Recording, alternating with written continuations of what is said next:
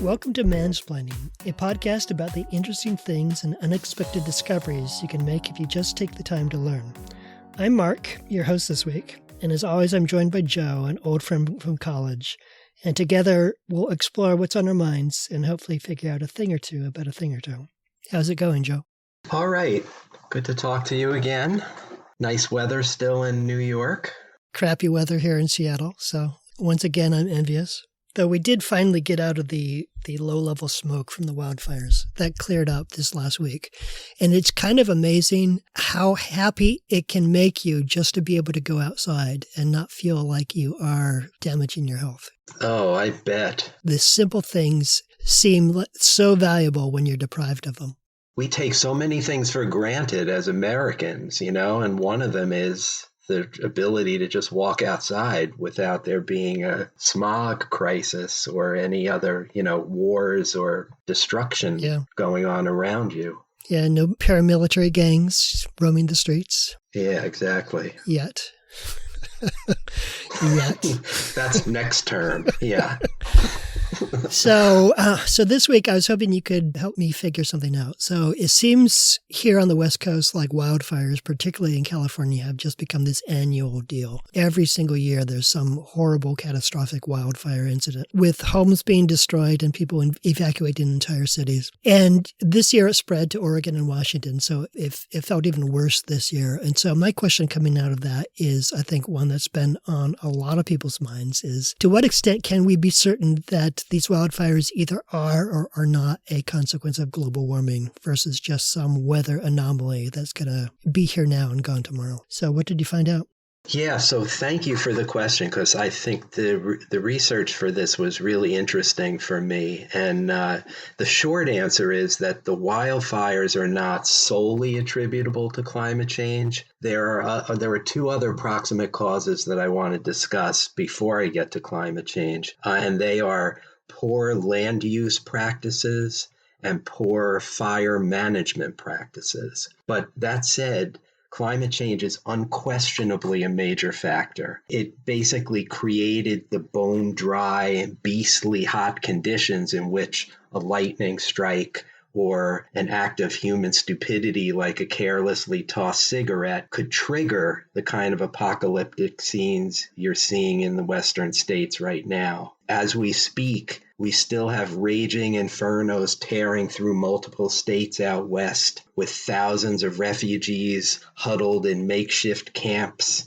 and smoke and ash everywhere in recent weeks, and refugees wondering whether their homes still exist. To me, that sounds more like a description of Libya than it does the United States. Don't you think? Yeah, certainly. Well, growing up in the Northwest, I've always thought of this as a wet, green, lush part of the country. And so it almost feels like a violation for it to be so dry that it's burning down. Right.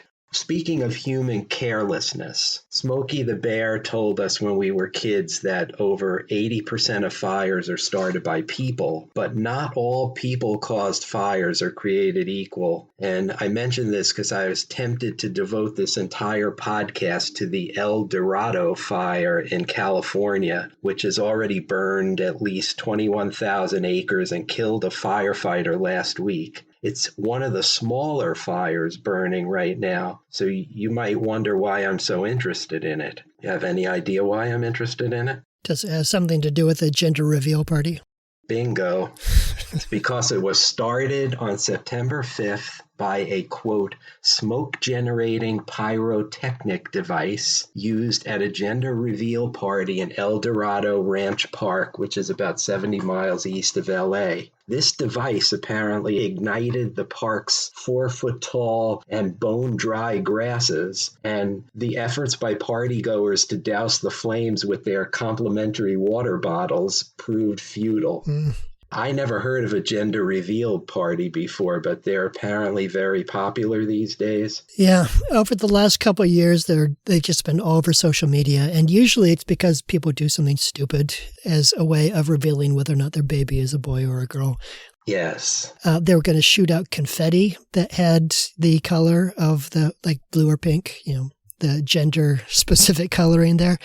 And the guy managed to become an internet sensation for a brief period of time because the little rocket popped out and just blasted him between the legs. Yes, well, I've found similar type stories. My kids are teenagers now, and I just waited for the actual gender reveal on their birthdays.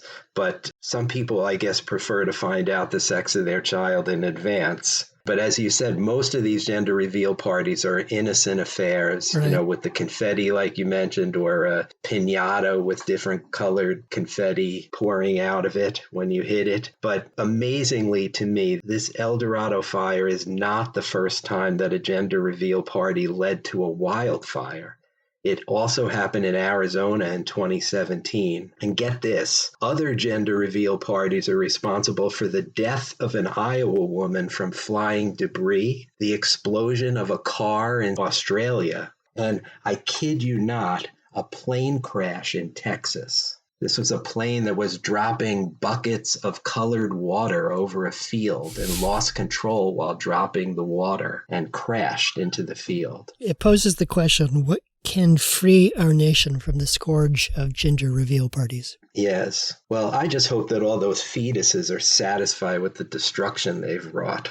As far as I'm concerned, they've all got blood on their hands. And I'm not even talking about the placenta. Neither of us was talking about placenta, believe me. I'm just imagining that at least some of those fetuses would be shaking their little fetal fists and say, you think you can define my gender that easily? I've got a surprise for you, Mom and Dad. Just wait. Yes. Okay, back on topic. I want to start with some facts and figures to put this in perspective, what's going on out in the West. When I last checked the data this morning, and we're taping this on September 25th, there were 77 active large wildfires burning in the western United States. Weather satellites actually track this stuff from space. Most of the fires are in California, Oregon, and Washington. In just those three states, this year's epic fire season has burned over 7,000 square miles, which is equivalent to the land area of the state where I grew up, New Jersey. The burned land mass alone has increased fivefold in the last few decades. In California, 5 of the 6 largest fires in the state's history took place this year. California already has more than 3.6 million acres burned, which is the most ever recorded in 1 year, and they still have 4 months to go in their normal fire season. The fires in Oregon have claimed over 1 million acres, which is also a record. By all accounts, the physical damage from these fires will be in the hundreds of billions of dollars. And this, of course, is in a country that's still in the throes of COVID-19, with millions of Americans jobless and an economy that needs trillions of dollars in life support. It's not a pretty picture. No, it does seem like this came at the worst possible time. Yeah, certainly true. There are wildfires burning as far south as Texas and north of the border in Canada. The smoke from all these fires has caused dangerously unhealthy conditions for residents of the affected states. Portland, Oregon recently registered the worst air quality in the world, worse than chronically polluted cities like Beijing and New Delhi. And your hometown of Seattle placed third. Yeah. I'm guessing that's one bronze medal you'd rather not win.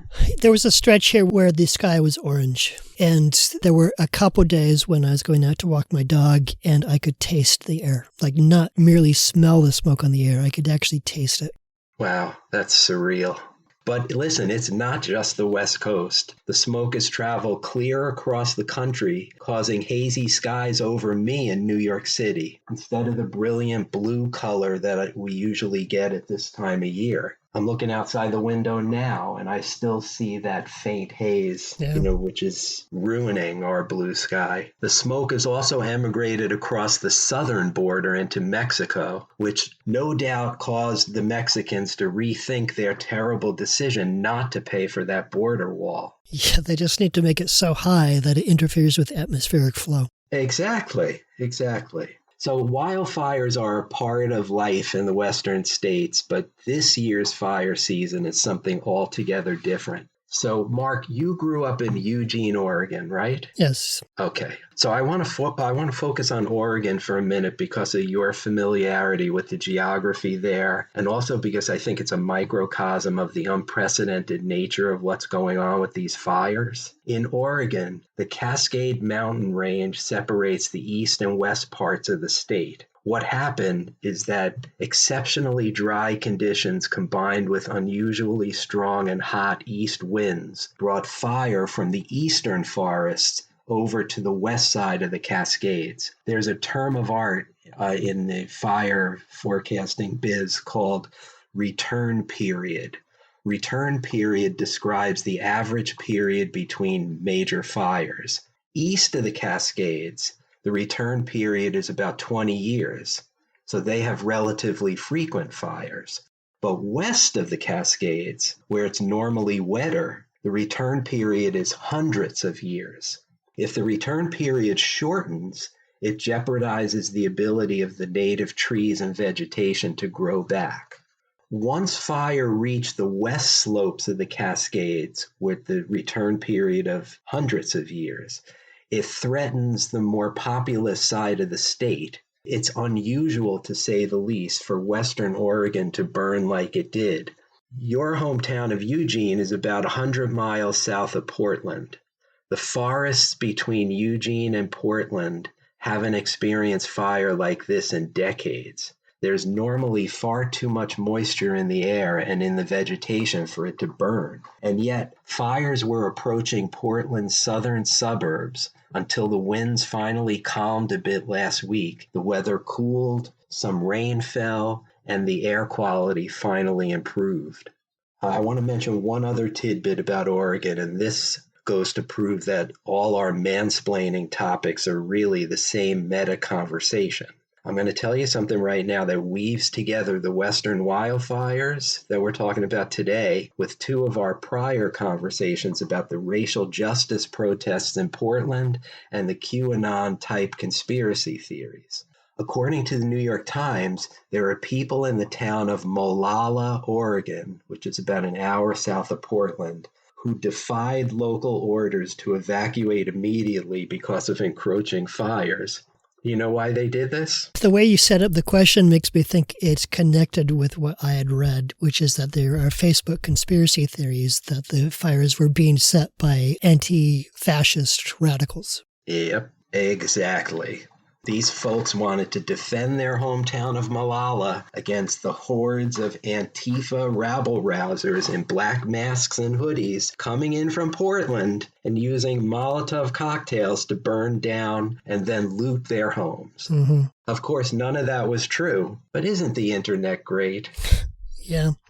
It doesn't really surprise me that that specific location, because I spent a lot of time driving back and forth between Portland and Eugene because my mother and I lived in Eugene and my father lived in Portland. And as you're driving south out of Portland, probably about an hour or so after you had left the town, you would come across this just completely unhinged billboard alongside the freeway that was basically pre-Trump. It was Trump before it was Trump. It was all conspiracy theories. It was all communist this and communist that, and how liberals are trying to destroy our country. Like, the more things change, the more they stay the same.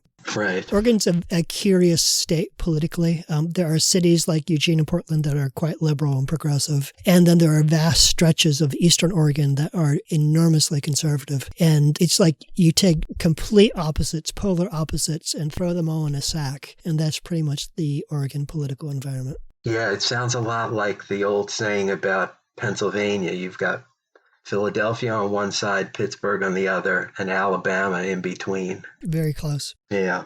So what's causing all these fires? I want to talk first about the factors that are not attributable to climate change. First, land management. All over the country, millions of Americans are moving to wildfire-prone areas outside of cities and near forests, an area which is known as the wildland-urban interface. So I mention that term because it's all over the literature about fires. It's basically the transition zone between wildland and human development. A lot of people want to be closer to nature, and housing costs are generally lower in such areas. So in the last 30 years, more than 30 million new homes have been built in the WUI. Even so, only about 15% of the WUI has been developed thus far. So further encroachment on wildland is inevitable. Developers and local governments in the many growing communities in the WUI are often reluctant to do anything to inhibit development, though that's beginning to change in recent years as local governments consider imposing restrictions like changing building codes, using fire-resistant materials and construction methods, offering better access to water for firefighters, and planning subdivisions and communities so they're less cluttered with dense vegetation and there's more what they call defensible space around homes to help keep wildfires at a safe distance. The state of California and rapidly growing cities situated near WUIs like Austin, Texas, have adopted strict regulations that encompass most or all of these practices and others. But many communities either resist regulations or underestimate their own fire risk. Sometimes it takes a deadly fire or 2 or 3 for the locals to face reality. But even after fire hits, these same locals want to rebuild quickly without building back better, if I could borrow Joe Biden's catchphrase. For example, they resist adopting the new building codes, citing the expense. Yeah, this sounds a lot like the floodplain, where development along the Mississippi floodplain and along other river basins, where it's called a floodplain, so you should kind of expect it to flood periodically, but developers have built entire communities in that space. And people are very reluctant to give up that space and admit that their home is situated in a space where ecologically it doesn't make a lot of sense. Yeah, I think that's a good analogy. And also, floodplains are also overshadowed by climate change, which I'll get to shortly. Truthfully, though, more enlightened building codes alone are not a panacea because they don't apply to the already built environment. For example, let's take one of the most infamous of recent wildfires, the Camp Fire in 2018. That killed 85 people and almost destroyed Paradise, California. One study concluded that while over 50% of the single-family homes built in accordance with California's new codes escaped damage in that fire, but only 18% of the homes built before the new codes went into effect were undamaged.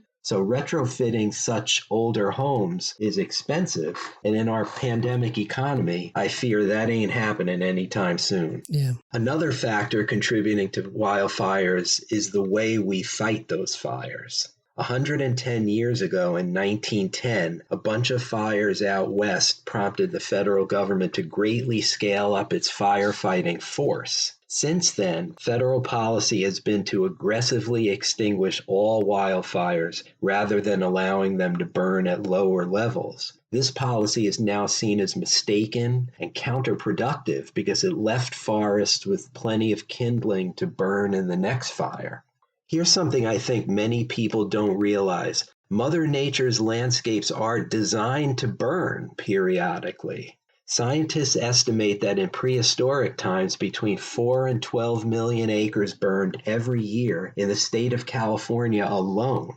By suppressing fires, we allow vegetation to build up to unnatural levels in forests and grasslands so that when the next fire comes, it's likely to be much more destructive.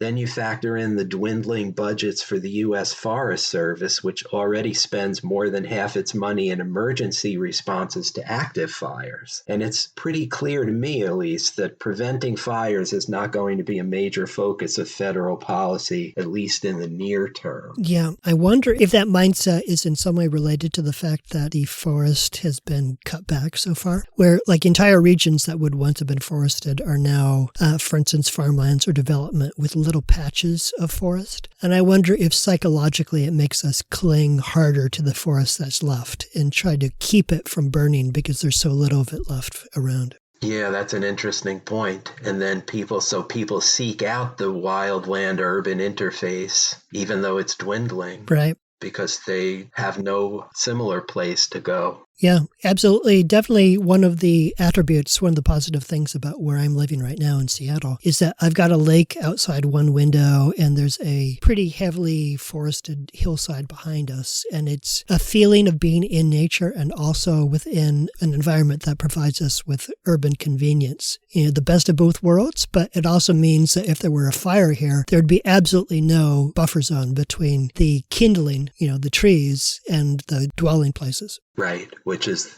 the problem that's happening across the nation right now. So a growing consensus of fire safety experts is now recommending that we shift our strategy and start learning to live with fire. One specific suggestion is to start smaller fires, which they call controlled or prescribed burns, to kind of scour away the excess dead trees and dry underbrush that fuel runaway blazes. Yeah, kind of like avalanche techniques, where you deliberately set off an avalanche with explosives in order to keep a much bigger and more destructive avalanche from following. Yes. And those targeted fires not only prevent larger fires from starting, but they actually nurture ecosystems. I saw this firsthand in my 2 visits to Yellowstone Park in 1998 and then again in 2015. Both times I came across these incredible vistas of hundreds of charred trees with little green seedlings literally sprouting from the ashes. I know this sounds weird, but I thought the burned forest was quite beautiful, and one of the many indelible images I have of Yellowstone. It's certainly a good way to return nutrients to the soil. Controlled burns have been used effectively in the southeastern U.S. as a tool of land management, but they're not used much in the West. One reason for that is that California alone would need to burn about 20 million acres just to counteract the effects of the last century of fire suppression. Native Americans have a long history of using fire as a tool for land management, and we can learn a lot from their example. But controlled burns create smoke that can be a breathing hazard for local communities, as you and many others out west already know all too well. And occasionally, a controlled burn can turn deadly if the wind picks up and the fire moves in the wrong direction. Yeah, I was thinking a policy of controlled burn is something that you could keep in effect just until one of the burns gets out of control and some people die. You would be waiting for the first mistake, and then it seems to me like it would be legislated out of existence. Yeah, I think that's true. And I also feel like just culturally, it just doesn't seem to be where the American people are at, burning their own wilderness. Just be a hard pill for people to swallow. I want to say something about the statements made by President Trump in 2018 after the huge Paradise Fire. He visited California and made some statements about how fires like that one would not have happened had we only raked the forest floor. You remember that? Yeah, I remember some derisive memes about how we need to get better at raking. Yes, and the late night comics went nuts with this news as well. So Trump cited the president of Finland as his source for that information. The Finnish president promptly denied that he advocated raking the forest floor, but he did say that they discussed forest management practices. In any case, there are 33 million acres of forest in California alone. So unless you want to have a go at it, Mark, raking them all is a non-starter. Yeah. The most charitable explanation of Trump's remarks is that he seized on forest management as a way to avoid talking about the elephant in the room, climate change, so he could shift blame away from his government's inaction on that front. I think he was certainly correct that people are to blame for the fires, but not because they're not raking. Climate change is the ultimate example of human mismanagement of the forest. Ultimately, I'm back to your central question, and here's why we can be confident that the wildfires are a consequence of global warming. Climate change gradually alters precipitation and temperature patterns, creating the conditions for additional and more extensive fires. Warmer air basically sucks the water vapor out of the environment, causing normally moist vegetation to become much drier and prone to burning. The double whammy of simultaneous droughts and heat waves increases the odds of fires breaking out. Dry, paper-thin grasses like what went up at the El Dorado fire and dead trees ignite easily and are the ideal fuel for wildfires. And in truth, climate scientists have been warning us about this for years. Global average temperatures have gone up approximately 1.8 degrees Fahrenheit since the start of the Industrial Revolution in the mid-19th century. California's average temperature has gone up nearly 3 degrees during that time. Virtually all climate models and simulations have predicted both the spread and the increased intensity of wildfires. And even so, the severity of this year's fires surprised scientists, who predicted the trend toward larger and longer fires, but underestimated how long it would take to get to the place we're at now of orange skies over San Francisco and Seattle. Climate change also messes with seasonal rain and snowfall patterns. The temperature increase contributes to record low snowpacks in western mountain ranges like the Sierra Nevadas in California. Rapid snowmelt in spring lengthens the drying out period of vegetation in the summer. A study done in 2016 determined that more than 70% of the land area scorched by forest fires between 1970 and 2012 occurred in years when the snow melted early. And on the other end of the calendar, higher fall temperatures lead to a delay in the start of the winter rains, which traditionally marks the end of fire season in California. Overall, the effect of the early snowmelt on one end and the warmer fall on the other end is to lengthen fire season, which is increased by an astonishing 84 days since the 1970s. It's gotten so bad that fire protection professionals in California no longer even think of their state as having a fire season. Now the entire year is fire season. That's scary. Yeah, it's pretty bleak.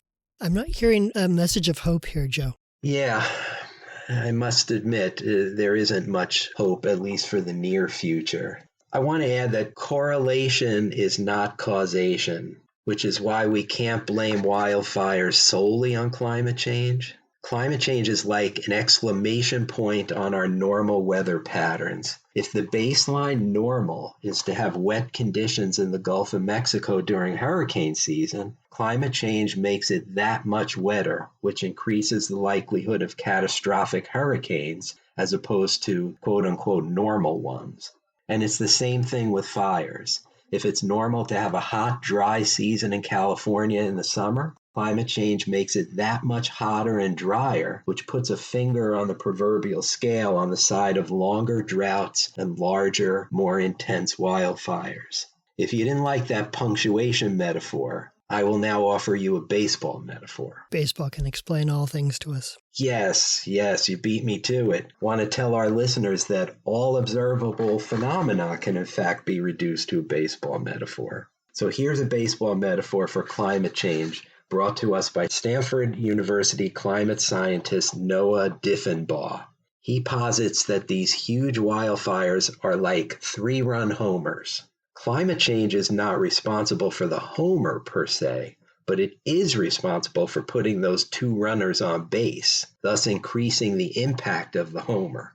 In other words, climate change is a crappy pitcher with a high whip. Mm-hmm. And we should explain for our listeners that whip stands for walks and hits per innings pitched. It's one of those obscure stat head baseball statistics that have come into prominence over the last 20 years or so. But it does make for a beautiful baseball metaphor, doesn't it? Yes, and it makes me think so strongly of the Seattle Mariners, who have so many pitchers who put base runners needlessly on the bases, the way climate change is needlessly positioning us to have an out-of-control wildfire season. All right. We know only too well from recent months that COVID-19 spreads not in a linear fashion, but exponentially if left unchecked. Well, ditto the effects of climate change on the environment in places like California. Even if we address the climate catastrophe aggressively in the coming years, which is anything but certain, especially if the very stable genius gets reelected, it's likely to take decades before we see progress in slowing the damage we've already done. Climate change was generations in the making, and there's no quick fix. things are likely to get much worse before they hopefully get better. And how does that land on you, Joe? Sonia and I do not have any children. We have a dog and a cat that we're responsible for, but otherwise no. As the father of a son and a daughter, how does this sort of thing land on you? How does it make you think about the future? Of course, it troubles me in an existential way that we're going to give to our children and grandchildren a screwed up world that is close to beyond salvation from a climate perspective. But in the here and now, it just makes me angry and determined to do whatever I can to undo these effects. And to me, it starts on November 3rd with electing a different president so we can move in a different direction. And so I encourage my now 18-year-old son to go out and vote in November for the good guys. Yeah. My dog cannot vote, but she's a good dog. So if she could, she would vote for the good guys. Right.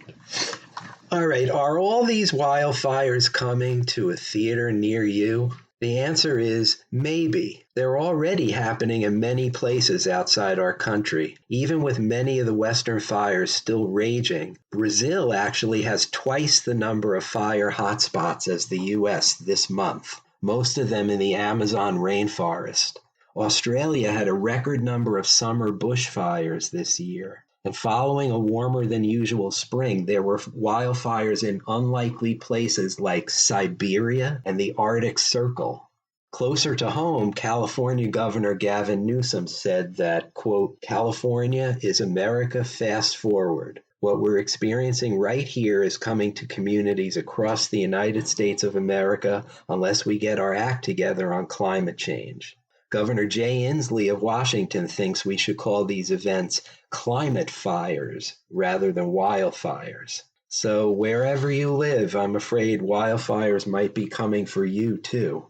How's that for an uplifting finale? Yeah, makes me feel just great. Makes me want to douse myself in water. Yeah. In case the fires are headed in. Let's swallow that jar of painkillers with that fifth of bourbon. Man. I don't like to think of all of human society swirling down the drain, but this is the sort of thing that could actually finish this off. Yeah, and that's true, and yet it's right there for us. We can control this. We can reverse this. We just have to stop acting like idiots, and that starts with political leadership. Yeah. So that's what I got. Okay. It wasn't the answer that I wanted, which was, no, this isn't climate change, and it's an easily solved problem. But it was the answer I was anticipating. So thank you for confirming my worst suspicions and for doing the homework that I was too dispirited to do. It is a solvable problem, but it is climate change. So we just need to face up to it. Let's hope that we do. So, do you have a question for me? I do, speaking of the upcoming election. This is a two-part question, and I'm going to tell you that the first part is probably going to be easier to answer than the second part. Here's part one. Is Kanye West going to be the next president of the United States? Here's part two. If not, then is Kanye West's candidacy likely to play a spoiler role in the presidential race between Trump and Biden? Oh, I am angry at you. Joe, you're sending me out to spend 2 weeks thinking and reading about Kanye West. But okay, I will do it, and I will have an answer for you. And that'll be in our next episode. So thank you to our listeners for joining us on this one, and we'll see you next time. Bye-bye. That's it for this edition of Mansplaining. Mansplaining is brought to you by Joe and Mark and nobody else. Thank you for hanging out with us for a little bit, and we'll see you next time.